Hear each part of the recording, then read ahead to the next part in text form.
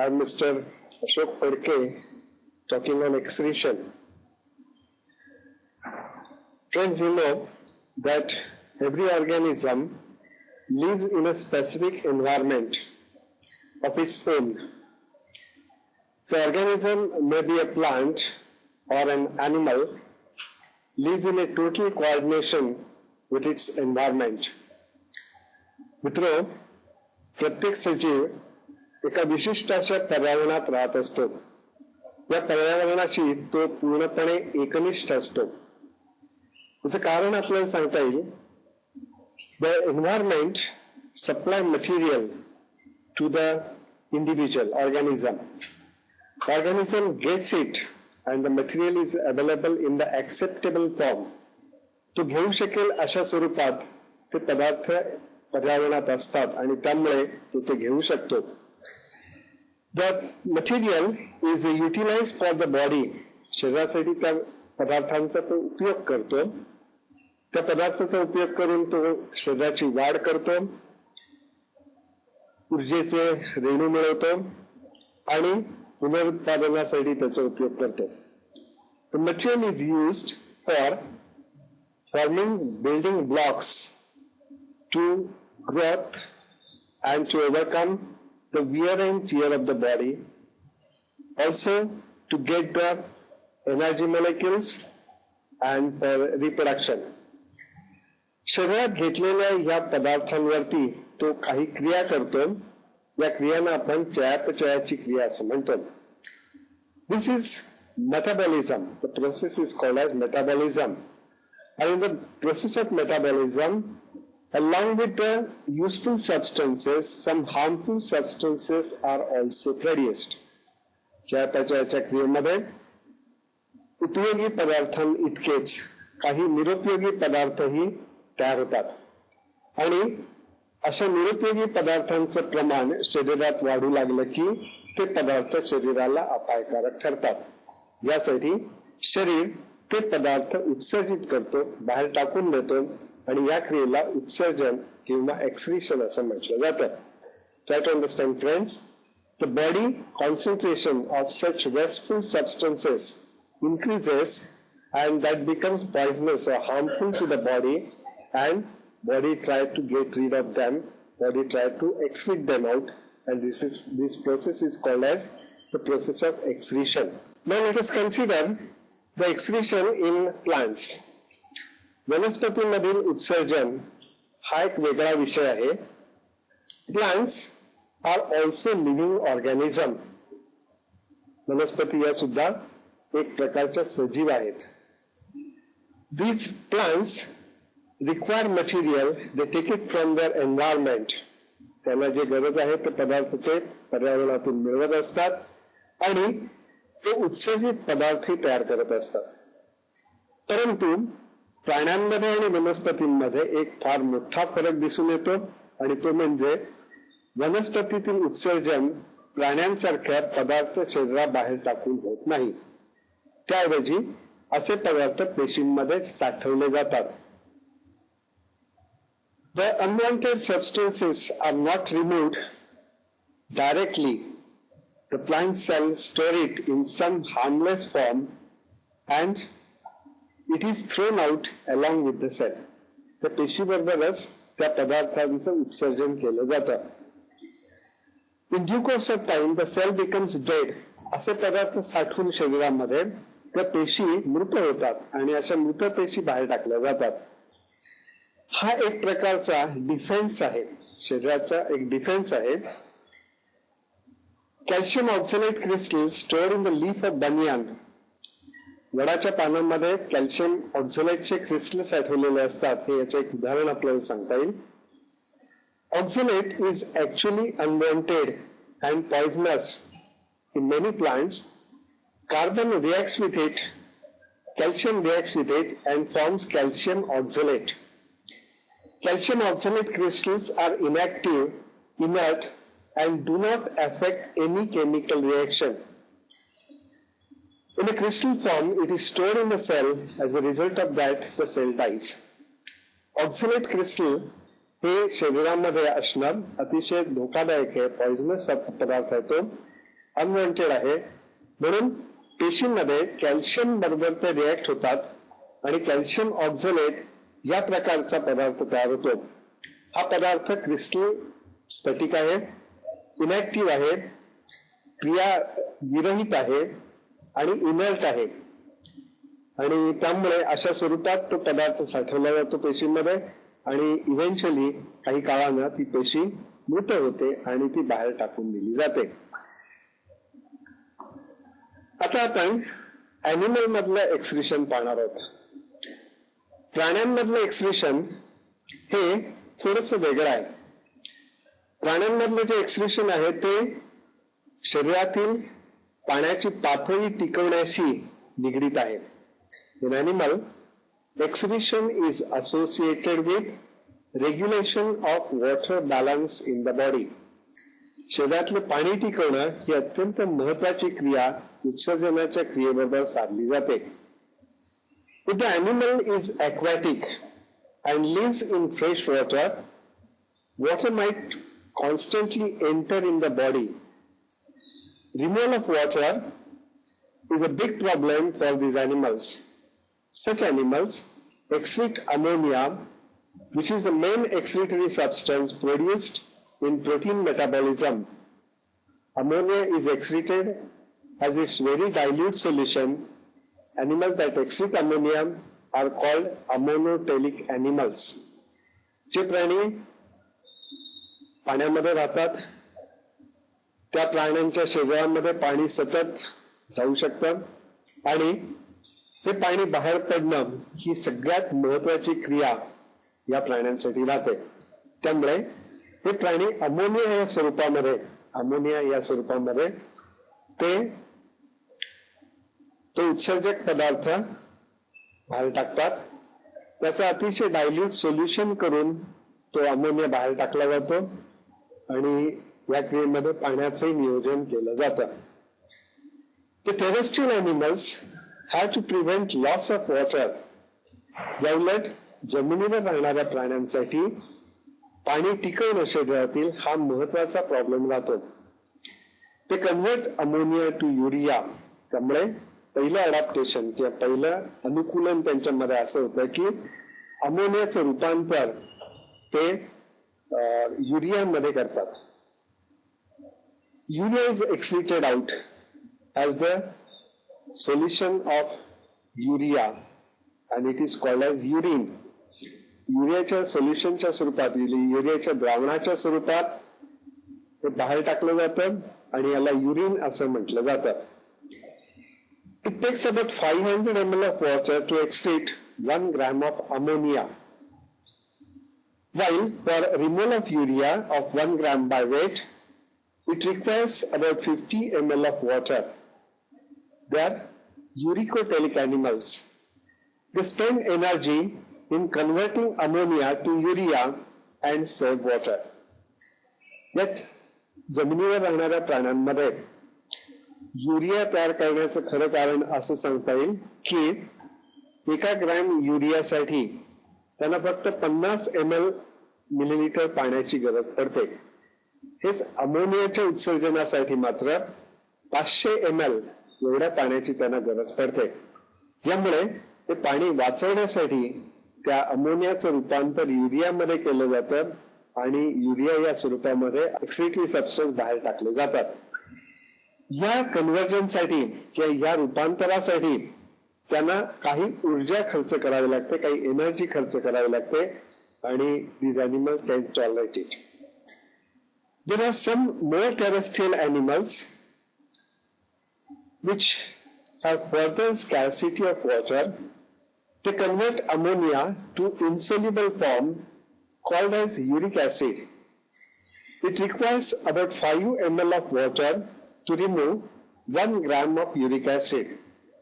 Uric acid is in the crystalline form and water is simply required to form a paste of this uric acid. These animals have to spend some more energy to save more water. These animals are called as uricotelic animals. While the animals which excrete out urea, they are called as ureotelic animals. काही जमिनीवर राहणाऱ्या प्राण्यांमध्ये पाण्याचं दुर्भिक्ष जास्त असतं. परिणामतः हे प्राणी आपल्या शरीरातील पाणी टिकवण्यासाठी अमोनियाचं रूपांतर युरिक ऍसिड या पदार्थांमध्ये करतात.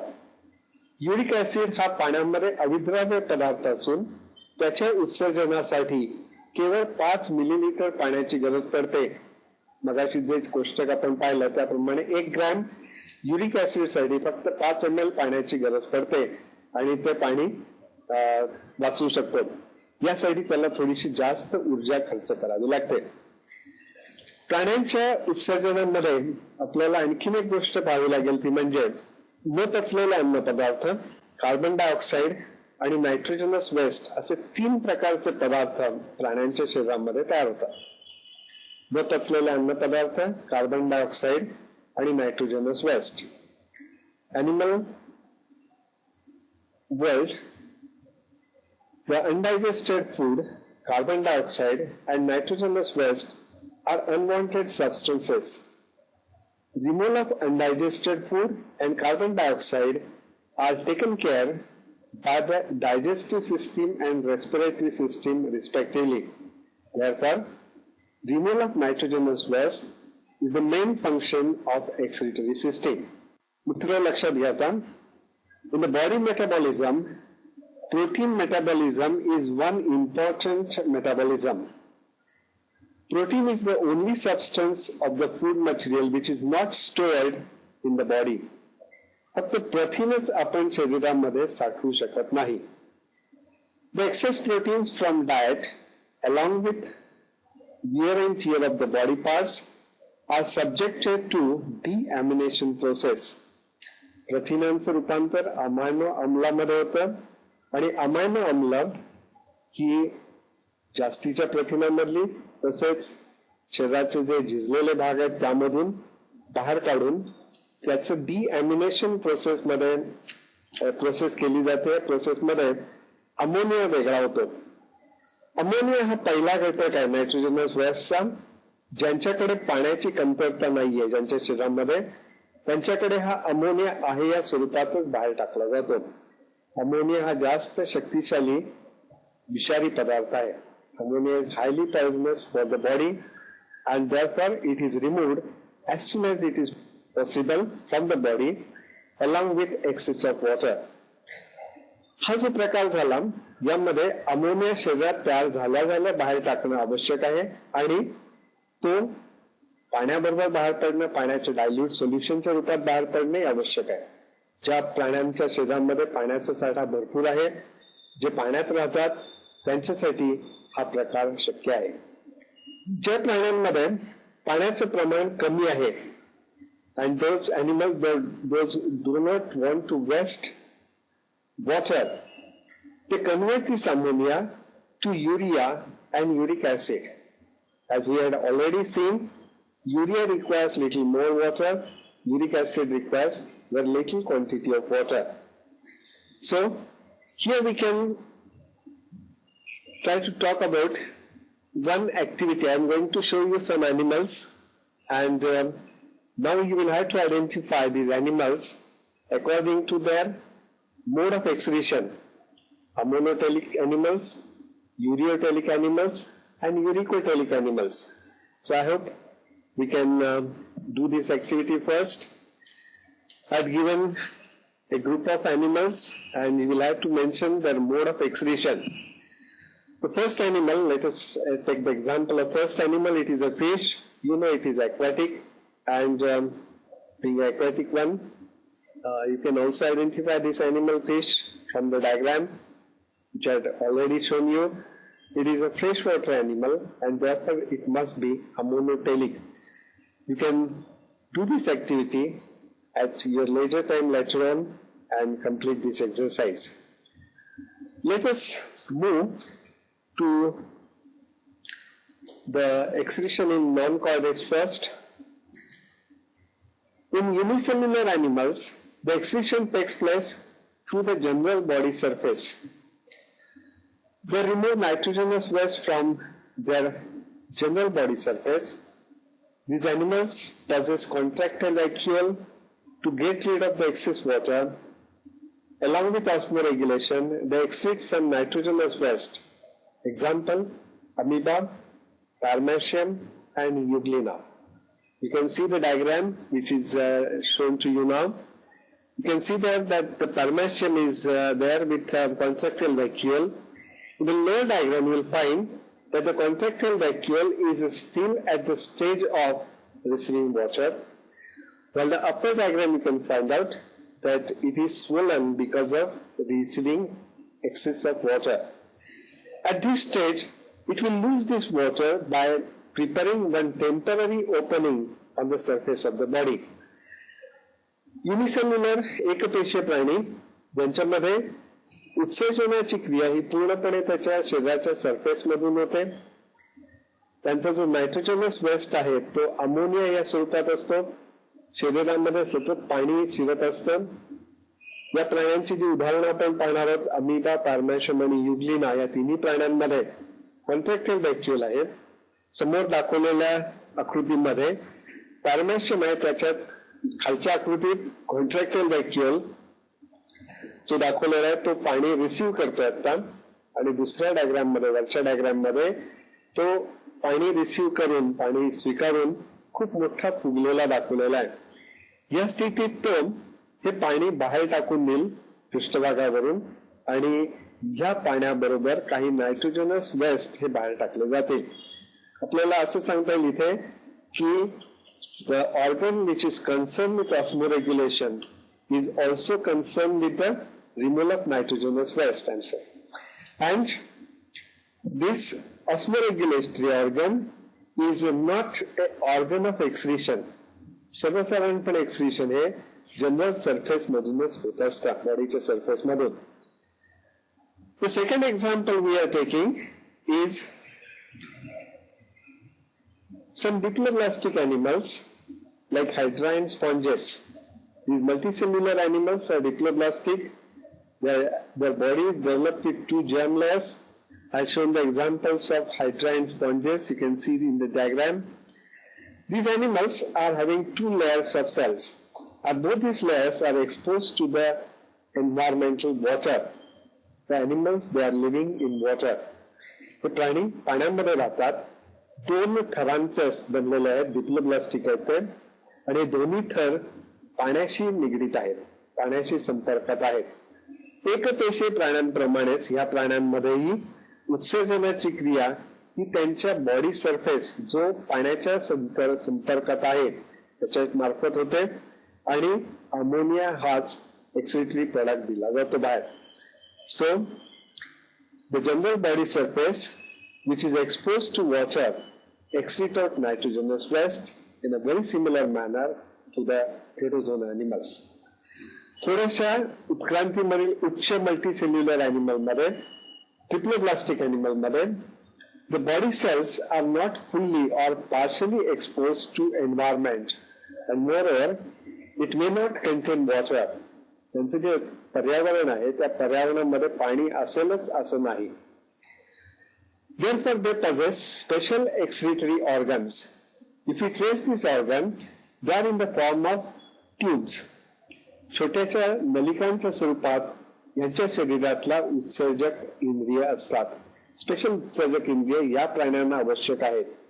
एकपेशीय आणि अनेक पेशीय पण डिप्लोब्लास्टिक या प्राण्यांमध्ये विशिष्ट असं उत्सर्जक इंद्रिय नाही, पण याच्या पुढच्या प्राण्यांमध्ये ट्रिप्लोब्लास्टिक मल्टीसेल्युलर एनिमल मध्ये मात्र या स्पेसिफिक एक्सक्रीटरी ऑर्गनची गरज पडते.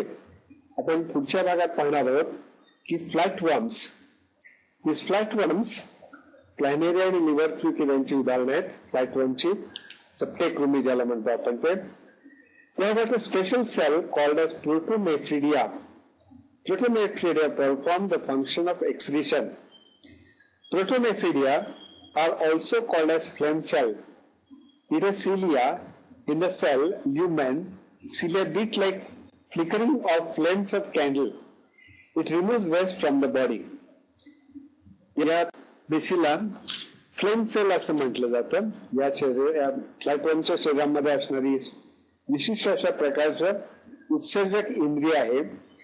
त्याला फ्लेम सेल म्हणण्याचं खरं कारण असं की त्या पेशीच्या मध्यभागी असलेल्या पोकळीत त्या सिलिया असतात. त्या सिलिया मेणबत्तीच्या प्रकाशासारख्या त्या हालचाल करताना दिसतात आणि म्हणून त्याला फ्लेम सेल असं म्हटलेलं आहे. याच्या पुढचा जो गट आहे राऊंड वॉर्म्स किंवा गोलकृमी. They have got two excretory canals interconnected by transverse network of canaliculi. It mainly used for osmoregulation than excretion. Example is Ascaris. जंत या प्रकारच्या प्राण्यांमध्ये जो गोलकृमी आहे, दोन उत्सर्जनासाठी नलिका आहेत, त्या एकमेकांना मध्ये मध्ये जोडलेल्या आहेत आणि त्यांचा मुख्य उपयोग ऑस्मोरेग्युलेशन किंवा पाण्याचं नियंत्रण हा आहे आणि एक्सक्रिशन हा नाहीये, कमी आहे, पण त्याच्याबरोबर एक्सक्रिशन केलं जातं. या पुढचा जो गट आहे त्याची अॅनेलिडा. त्यातलं एक्झाम्पल आपण घेतलेलं आहे अर्थम या चित्रामध्ये, पण दोन ॲनिमल आपण इथे पाहणार आहोत. Annelidum worms have nephridia as their excretory organ. Nephridia नावाचा एक विशिष्ट असा उत्सर्जक इंद्रिय या प्राण्यांच्या शरीरामध्ये आहे. Nephridia are long tubes. जो मगाशी आपण एक युनिव्हर्सल नियम सांगितला की या सर्व प्राण्यांमध्ये नलिकांच्या स्वरूपात उत्सर्जक इंद्रिय असतं. नेफ्रिडिया तसाच आहे, but it is open at both ends. दोन्ही बाजूला तो ओपन आहे, त्याला तोंड आहे. The nephrostome is the opening of nephridia towards coelom. Coelomच्या बाजूला जे तोंड आहे त्याला म्हणायचं नेफ्रोस्टोम आणि दुसरं तोंड आहे त्याला म्हणायचं नेफ्रिडायोपोर. The other opening is nephridiopour is towards outside the body. In some animals, in some cases, it is outside the body. Such nephridia are ectonephric nephridia. While when nephridiopore is inside the body, the nephridia is called enteronephric nephridia.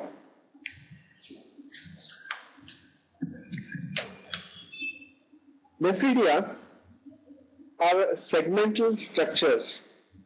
In Nereis, all the nephridia are ectonephric nephridia, while in Earthworm, they are both ectonephric and enteronephric nephridia.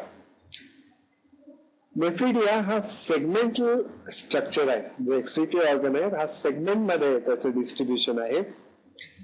Nereis या प्राण्यांमध्ये, जो आपल्या आकृतीत दाखवलेला नाहीये, त्या प्राण्यांमध्ये nephridia फक्त एक्टोनेफ्रिक नेफ्रिडिया आहेत, म्हणजे नेफ्रिडायोपोर हे शरीराच्या सरफेस वरती आहे.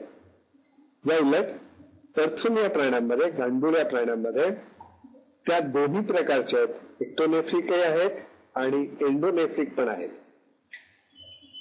According to the position there are 3 types of nephridia. Position प्रमाणे 3 प्रकारचे नेफ्रिडिया आहेत. Integumentary nephridia attach on the inner side of skin and are ectonephric, ज्या त्वचेवरची निगडीत आहेत आणि त्वचेच्या बाहेर त्यांची रंध्र आहेत, अशांना इंटेग्युमेंटरी नेफ्रिडिया असं म्हटलं जातं. ते एक्टोनेफ्रिक आहेत. दुसरा जो प्रकार आहे तो septal nephridia. It is associated with intersegmental septa and they are enteronephric. While a third is pharyngeal nephridia. They are placed very close to pharynx and they are enteronephric nephridia. Enteronephric nephridia is an adaptation for conservation of water. Earthworm as well as Nereis are amonotelic animals.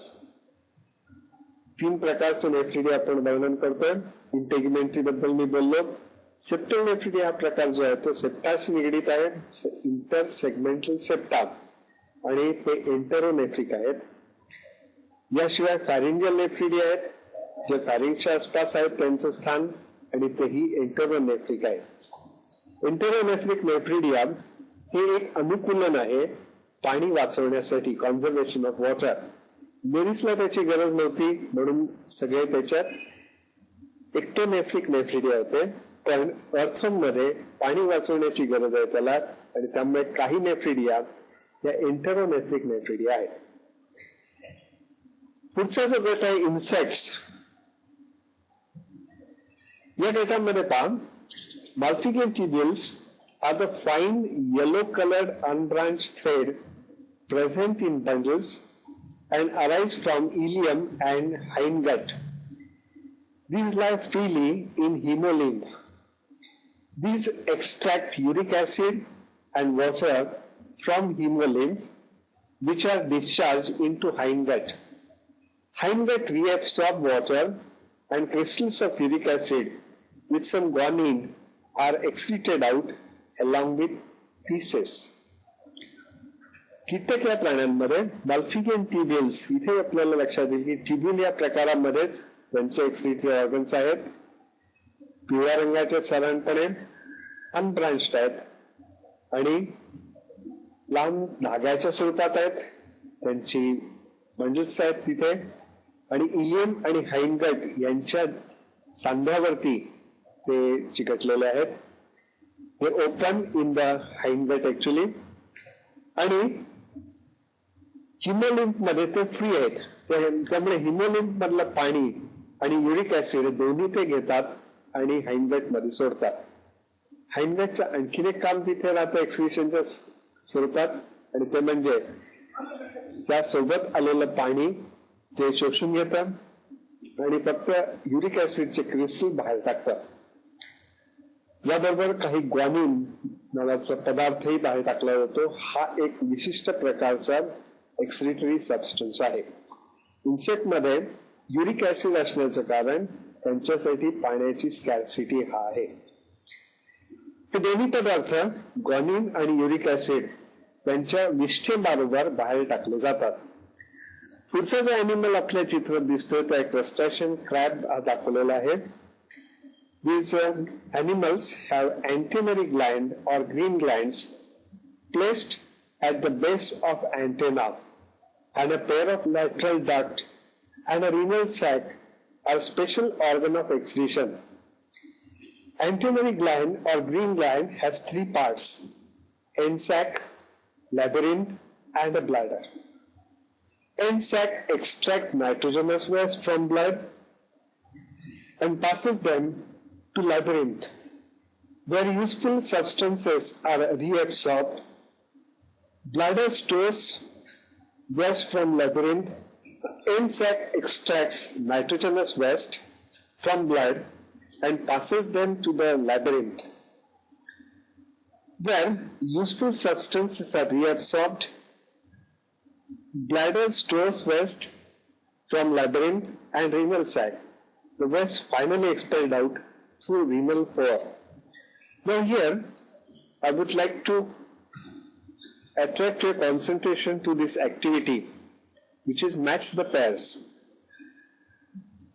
इथे आपण non कॉर्डेटच्या character बरोबरच, non कॉर्डेटच्या excretory प्रॉडक्टच्या बरोबरच थोडीशी activity करू.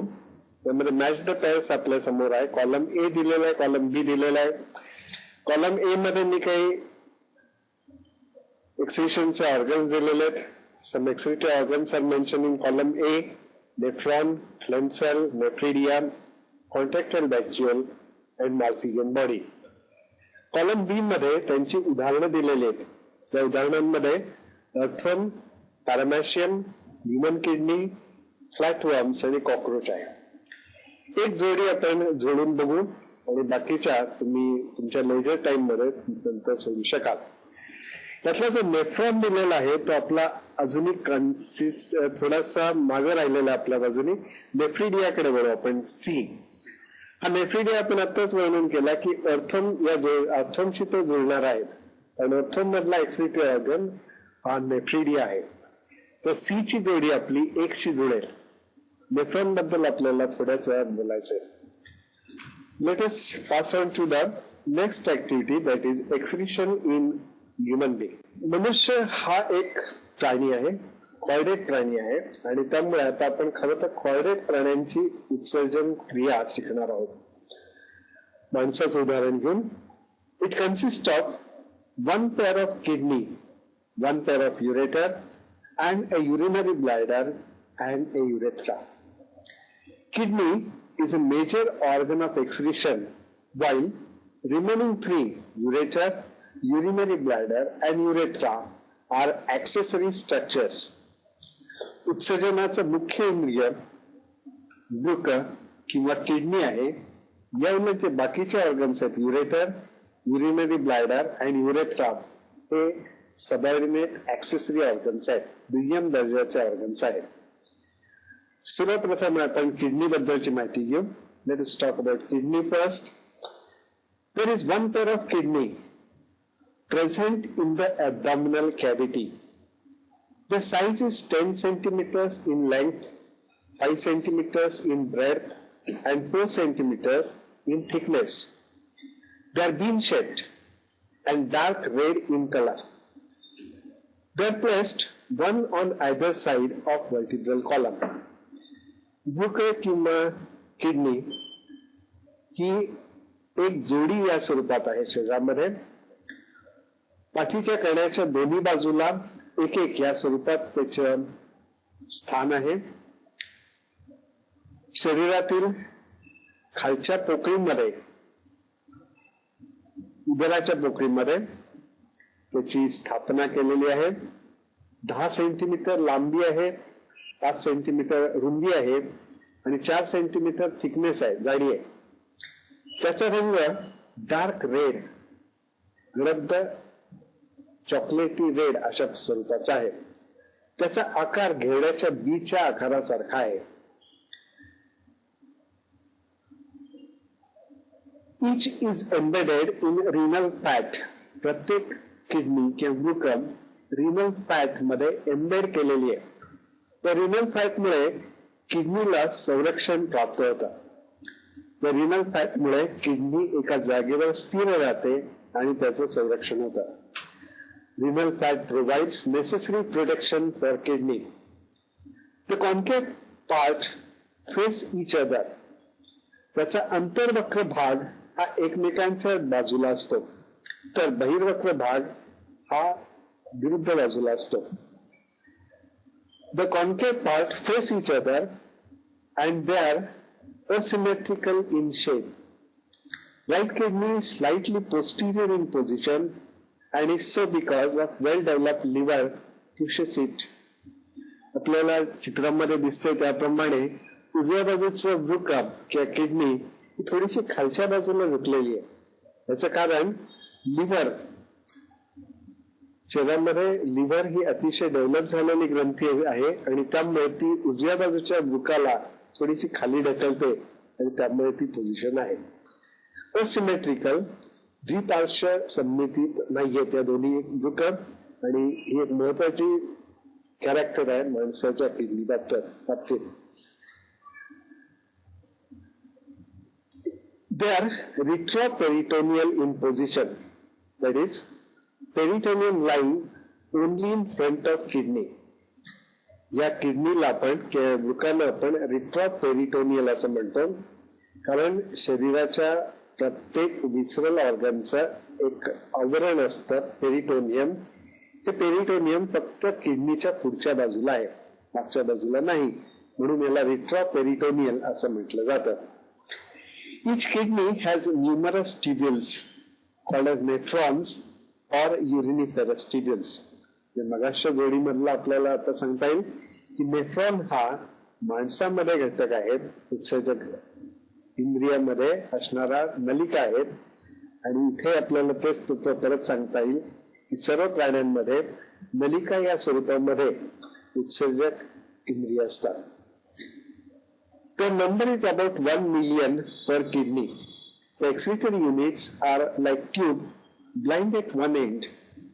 Is the speciality noticed in animal world. तेव्हा taste tube सारखे फक्त खूप लांब आणि लहान असणारे धागे तंतू नलिका आहेत, आणि नलिकाकृती उत्सर्जनाचं एकक सर्व प्राणी जगात आढळतं असं आपल्याला इथे कन्फर्म किंवा जास्त ठळकपणे मांडता येईल. Each kidney is covered with renal capsule. It provides necessary protection for kidney. प्रत्येक रुकाच्या भोवती एक कॅप्सूल सारखं कव्हरिंग आहे आणि या कव्हरिंगमुळे, या आवरणामुळे त्याचं संरक्षण होतं. पुढच्या आकृतीमध्ये आपण किडनीचा सेक्शन पाहणार आहोत, उभा section, BS of kidney. Each kidney has outer dense part called as cortex. Uriniferous tubules or nephrons mainly present in this area. Renal medulla, which is inner part, is spongy in case of human kidney. Where the uriniferous tubules open and give out urine. The innermost part is renal pelvis, a cavity that leads to ureter. या आकृतीमध्ये आपल्याला दिसते की बाहेरच्या बाजूला एक थोडासा dense असा स्वरूपाचा भाग आहे, त्याला रिनल कॉर्टेक्स असं म्हटलं जातं. आतला जो भाग आहे त्याला रिनल मेड्युला म्हटला जातो. तो स्पॉन्जी आहे. त्याच्यामध्ये काही पिरामिड सारखी स्ट्रक्चर आपल्याला इथे दिसतात. या पिरामिड मध्ये रिनल ट्युब्युल्स किंवा नेफ्रॉन्स ची दुसरी टोकं ओपन होतात आणि ते युरिन त्या नेफ्रॉनच्या वाटेत जमा केलेलं युरिन त्या पिरामिड मध्ये फ्लो करतात. This cavity leads to ureter. ही कॅव्हिटी पुढे युरेटर मध्ये येते. Kidneys are responsible to form urine. किडनीचं मुख्य कार्य हे युरिन तयार करण्याचे किंवा सेपरेट करण्याचे आहे. या पुढे आपण युरिनिफरस ट्युब्युलचं स्ट्रक्चर पाहणार आहोत. Nephron. It is long tube blind at one end.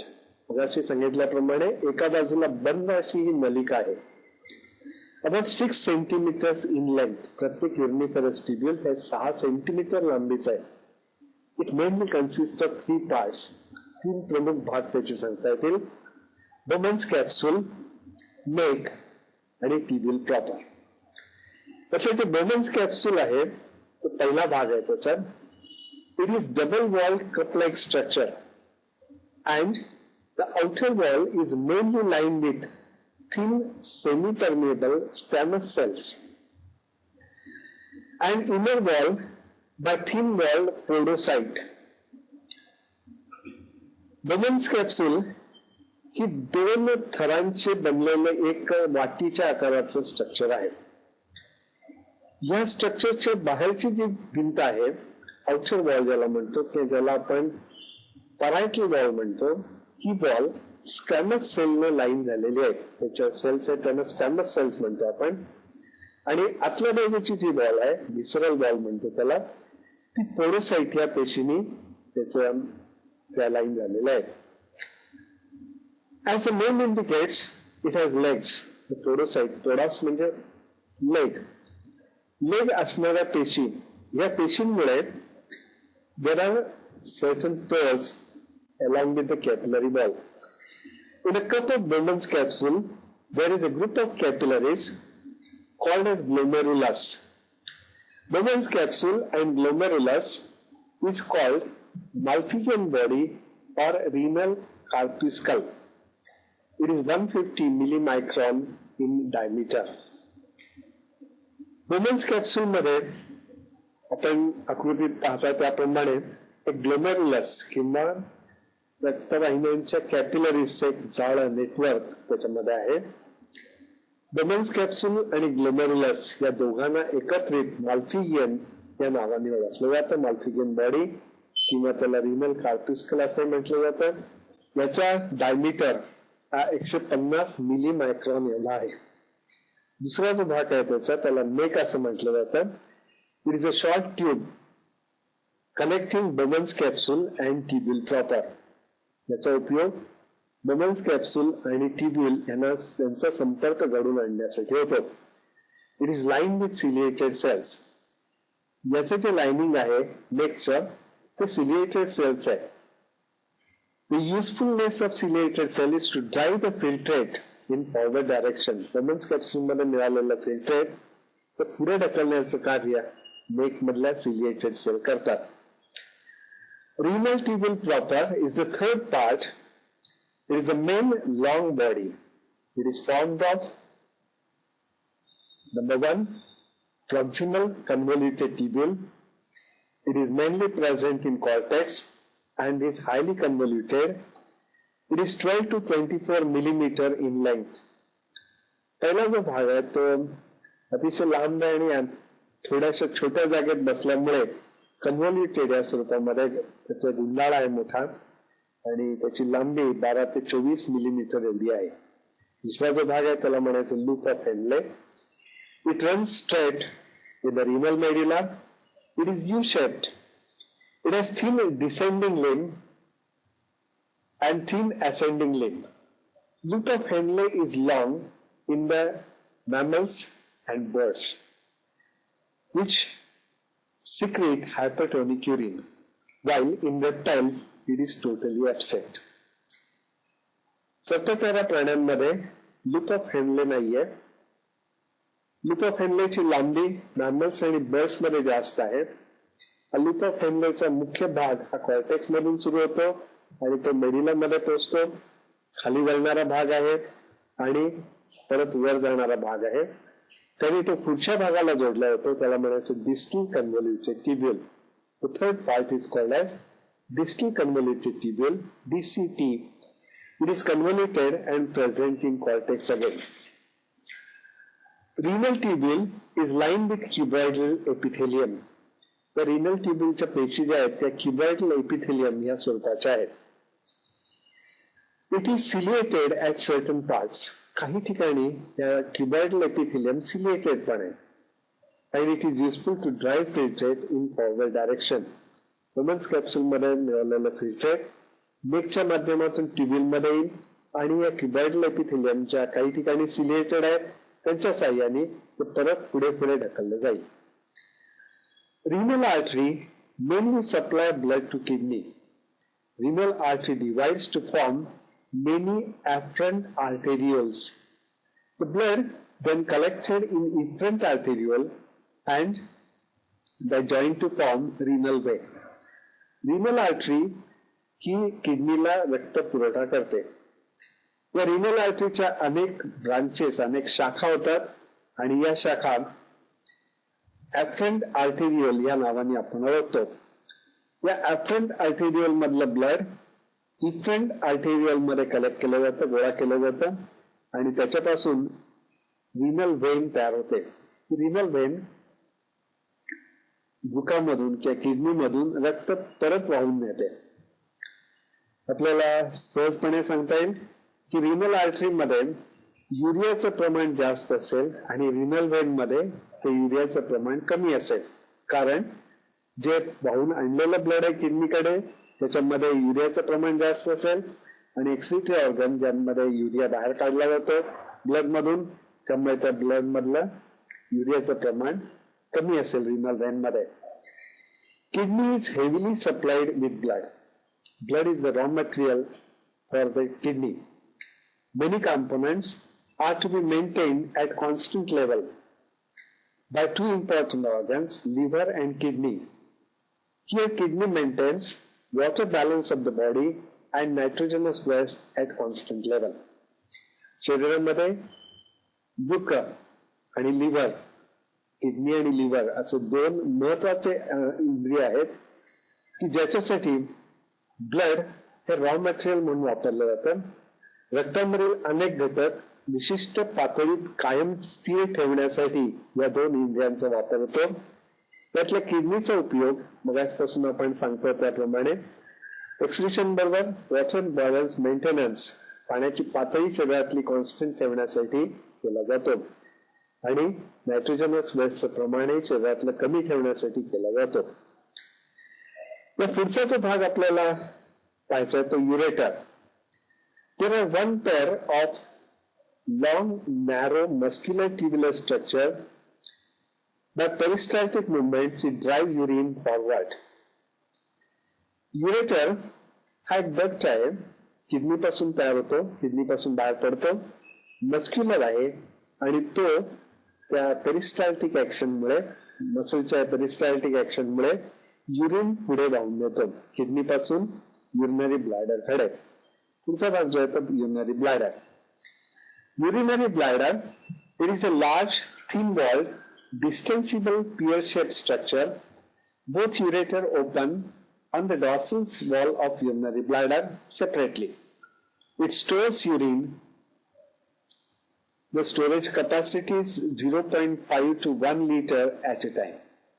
Urinary bladder एक पियर शेप पेरूच्या आकाराचं साधारणपणे म्हणता येईल, लांब मोठं थिन वॉल्ड असं स्ट्रक्चर आहे. दोन्ही युरेटर वेगळ्या ओपनिंगच्या साह्याने त्याच्यामध्ये ओपन होतात. या युरेटर मार्फत युरिन या युरिनरी ब्लॅडर मध्ये टाकलं जातं. युरिनरी ब्लॅडर ते स्टोअर करतं, साठवून ठेवतं आणि त्याची धारकता ही 0.5 to 1 लिटर इथपर्यंत असते. युरेथ्रा हा पुढचा स्ट्रक्चर आहे एक्सक्रीटरी सिस्टीम मधला. Urethra, it is muscular and tubular structure which extend from urinary bladder to outside. The end towards urinary bladder is guided by sphincter. आपल्याला युरिनेशन या क्रियेवरती जो ताबा मिळवायचा असतो या स्फिंक्टर मुळे तो शक्य होतो. Urethra, it is short in female, while in male it is long and it carry both urine and male gametes. Urethra हा स्त्री शरीरामध्ये अखूड आहे, पुरुषांच्या शरीरामध्ये थोडासा लांब आहे. पुरुषांच्या शरीरामध्ये या युरेथ्राचा उपयोग युरिन आणि मेल गॅमेट्स दोन्ही कॅरी करण्यासाठी होतो.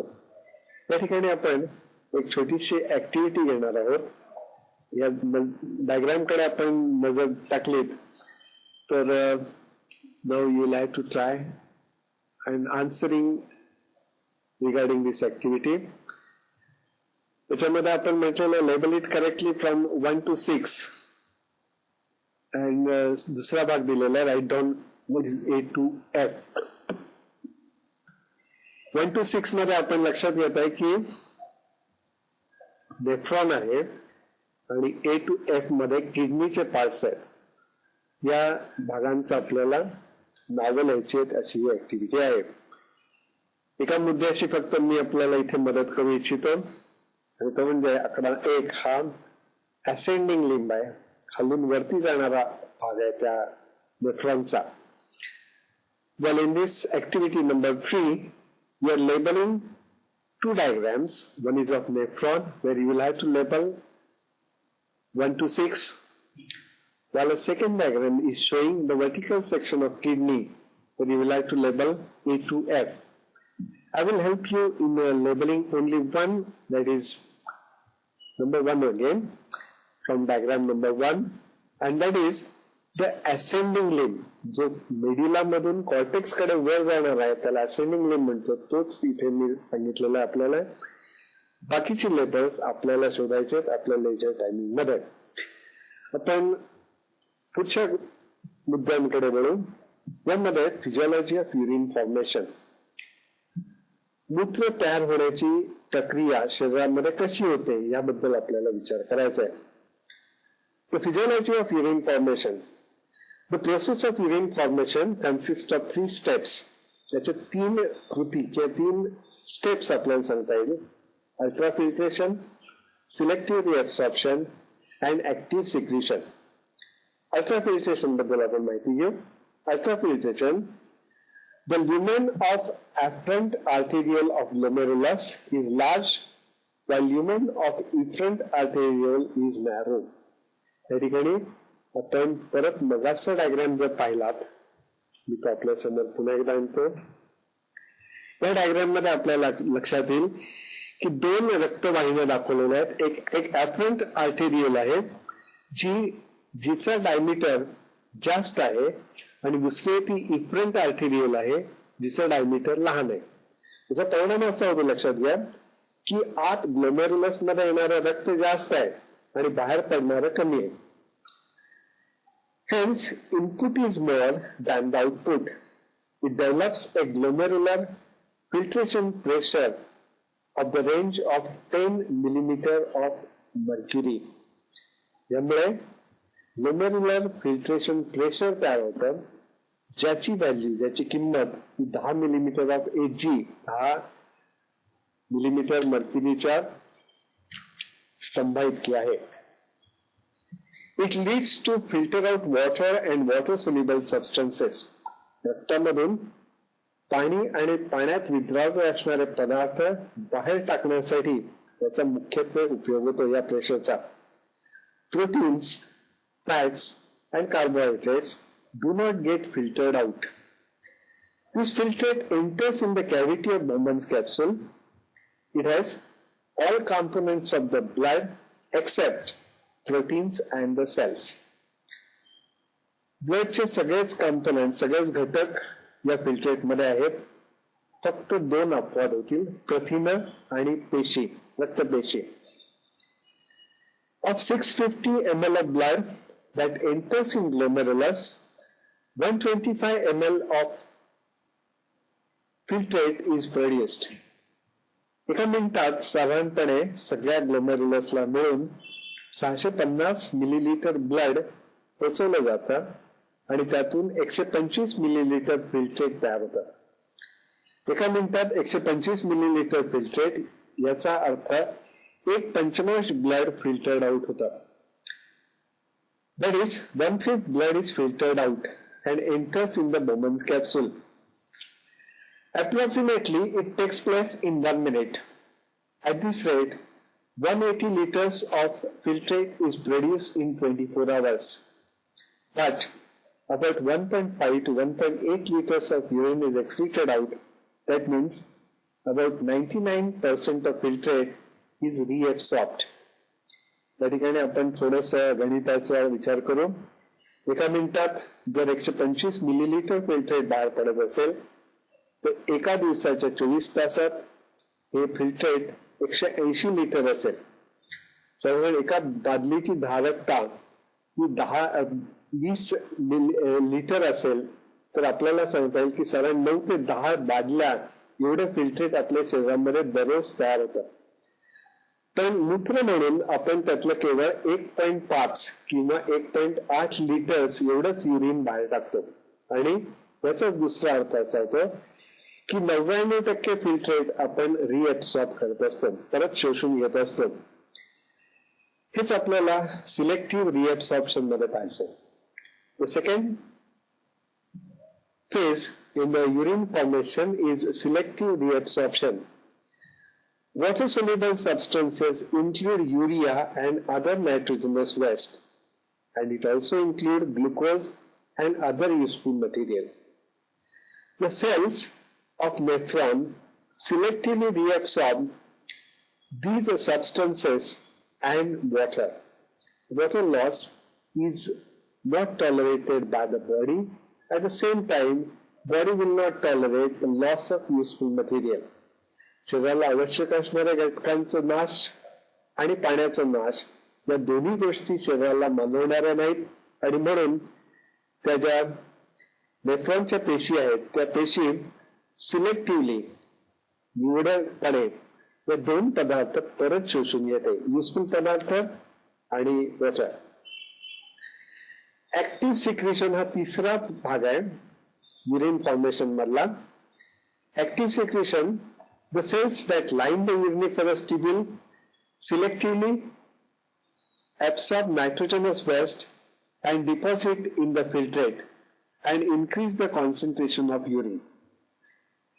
या पेशी uriniferous tubule पेशी युरिया, नायट्रोजनस वेस्ट बाकीच्या फॉर्म मधले सर्व युरिन मध्ये ऍड करतात आणि अशा पद्धतीनं ऍक्टिव्ह सिक्रेशन करतात. यानंतर आपल्याला युरिन बद्दल थोडीशी माहिती घ्यायची आहे. The total discharge of urine is about 1.5 liters per day. It may vary according to the season. आपल्या लक्षात आहे की हिवाळ्याच्या काळामध्ये आपल्याला जास्त वेळा युरिनेशनला जावं लागतं, उन्हाळ्यात तेच प्रमाण कमी होतं. The discharge is more in winter season while water loss takes place through sweat and hence urine discharge is reduced in summer condition. याची शास्त्रीय भूमिका आपल्याला सांगता येईल. आता urine contains urochrome pigments, hence it gets yellowish color. Urine is acidic in nature. Its pH is 6 and specific gravity is 1.003 to 1.004.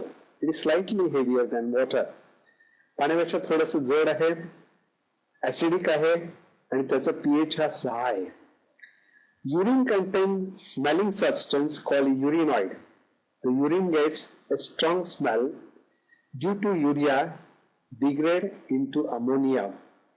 Urine mainly contains 95 to 96% water and urea about 2%. Urine मध्ये एक वासाचा पदार्थ युरिनॉइड असं पण त्याला म्हणतो. पण जो युरिनचा वेगळा वास येतो आपल्याला तो युरियाचं डिग्रेडेशन परत अमोनियात झाल्यामुळे येणारा वास असतो. युरिनच्या कंपोजिशन मध्ये 95 ते 96% पाणी आणि उरलेला भाग युरिया आणि उत्सर्जक पदार्थांचा असतो. In pathological condition, urine may contain sugar. Urine is called as glycosuria. If urine contains albumin, it is called as albuminuria. If it contains blood, it is called as hematouria. Kidney is supported in case of human being by two additional organs. One is skin and the second one is lung. Lung removes water vapor and CO2. You know CO2 is excreted product and kidney is also removing the water and therefore lung is helping the kidney. Skin has sweat gland. They remove sweat which is containing water and some form of nitrogenous waste. Well friend, here we finish the excretion in animals and now we go for activity, and in that activity I have some quiz for you. We'll discuss this quiz one by one. Of course, I will discuss only one with you. The first quiz, one effect of drinking too much alcohol is that it causes dehydration. Which could be responsible for this? The reasons are given. A. Alcohol augments the effect of antidiuretic hormone. B. Alcohol blocks the effect of antidiuretic hormone. C. Alcohol competes with water for the carrier proteins responsible for active transport of water out of the collecting duct. And D. Alcohol makes the collecting duct more permeable to water, so a small urine volume is produced. या ठिकाणी एका शब्दाचा अर्थ मला आपल्याला सांगावा लागेल. Antidiuretic hormone. This hormone is mainly responsible for activating the uniferous tubule to absorb water. Anti is against. Diuretic. शरीरातून जास्त पाणी नाश पावू नये यासाठी या हार्मोनची निर्मिती होत असते. So this antidiuretic hormone is excreted to reduce the loss of water. मग इथे नक्की काय होत असेल? अल्कोहोल ह्या हार्मोनच्याच प्रोडक्शन वरती ब्लॉक इफेक्ट देत असेल आणि म्हणून बी हे उत्तर बरोबर आहे. याशिवाय या माझ्या क्विज मध्ये अनेक प्रश्न आहेत ज्याची आपण आपल्या लेक्चर वेळामध्ये उत्तर शोधा आणि हा टॉपिक समजण्याचं खात्री करून घ्या. थँक्यू.